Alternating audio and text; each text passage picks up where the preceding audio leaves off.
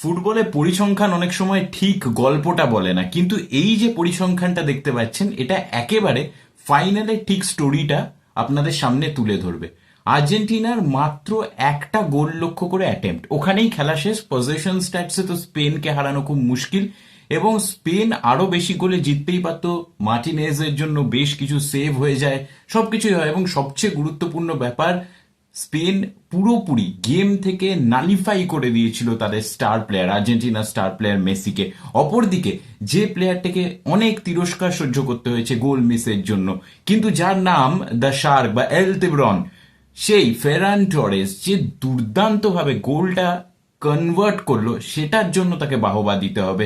গোলটা যদি কেউ গ্রাউন্ডার মারে ওই জায়গা থেকে, তাহলে কিন্তু অনেক পায়ের জটলাতে আটকে যেতে পারতো, কিন্তু একটু লিফট করলো বলটা। দিবু মার্টিনেজ নিচের দিকে ডাইভ করেছিল, কোনো চান্স ছিল না। ক্লিনিক্যাল স্ট্রাইক এগুলো দেখতে খুব সোজা হয়, কিন্তু কনভার্ট করা খুবই ডিফিকাল্ট। এবং তাই জন্য স্পেন, যারা মাত্র একটা গোল খেলো পুরো বিশ্বকাপে, যেটা রেকর্ড বিশ্বকাপের ইতিহাসে, তারা আর্জেন্টিনাকে বোতুলবন্দি করে রীতিমতো নিজেদের দ্বিতীয় ট্রফিটা তুলে নিল।